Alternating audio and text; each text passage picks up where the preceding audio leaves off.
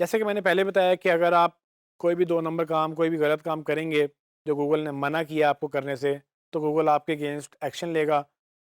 कुछ Google penalties डालता है आपकी वेबसाइट की रैंकिंग लो करके, लेकिन कुछ सीवियर किस्म की जो पेनल्टीज़ होती हैं, उसमें गूगल मैन्युअली एक्शन लेता है आपके अगेंस्ट अगर आप एक चीज़ वायलेट करते चले जाते हैं या आपका जुर्म इतना बड़ा है कि गूगल को लगता है कि भाई इसके अगेंस्ट तो मैं मैन्युअली बाकायदा खुद से जाके एक्शन लेता है और एल्गोरिदम से हट के एक इंसान, एक इंजीनियर, एक जो उनकी टीम है रिव्यू टीम, वो आपको बैन करती है।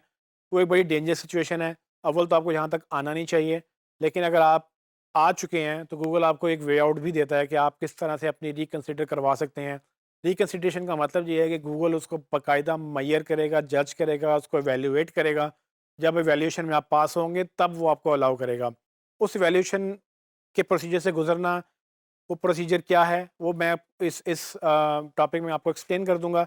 लेकिन एक इस ये बड़ा पेनफुल प्रोसेस है और ये पेनफुल होने का मतलब ये है कि बेसिकली जब आप ये काम करेंगे तो इसमें काफ़ी टाइम लगेगा, आपको काफ़ी चीज़ें जो हैं आपके रिसोर्सेज भी सर्फ होंगे।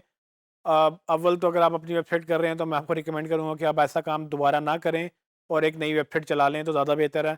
लेकिन अगर आपको एक एज अ जॉब ये करनी पड़ती है, अगर आपको क्लाइंट पैसे देने को तैयार है, तो आप एज अ सर्विस भी इसको सेल कर सकते हैं। आप उनको बता सकते हैं कि भाई आपकी वेबसाइट अगर बैंड है तो मैं आपकी वेबसाइट रिकवर करवा सकता हूँ।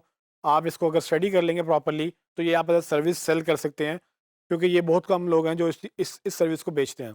सो क्या वो टॉपिक्स हैं, तो मतलब ये डिटेल में मैं आपको लिंक दे दूँगा जहाँ से आप जाके पढ़ सकेंगे। मैं ओवरव्यू आपको समरी में बता सकता हूँ कि ये क्या-क्या गूगल कहता है। सो गूगल जब भी आपको बैन करेगा तो आपकी वायलेशन की बताएगा कि वो क्या वायलेशन है। तो आपने रिकवरी के लिए बेसिकली क्या करना होता है कि आपने वो वायलेशन जो है जहाँ-जहाँ जिस-जिस पेजेस पे वायलेशन हुई है, वहाँ से आप वायलेशन ख़त्म करेंगे और वायलेशन की सेवेरिटी क्या है, उसकी नेचर क्या है, वो अब आपको पता है। ये गूगल ने जो आपको एरर दिया है वो आपको पता चल जाएगा कि किस तरह से आपकी वायलेशन हुई है। उसको आप रिमूव करेंगे सारे पेजेस से पर से। उसके बाद मेक श्योर करेंगे कि वो पेजेस जो हैं गूगल को क्रॉलेबल भी हैं, इंडेक्सेबल भी हैं, गूगल उनको एक्सेस कर सकता है। जब आप ये काम कर लेंगे तो आप उसके बाद अपना जो है कंटेंट गूगल को रिव्यू के लिए सबमिट करेंगे।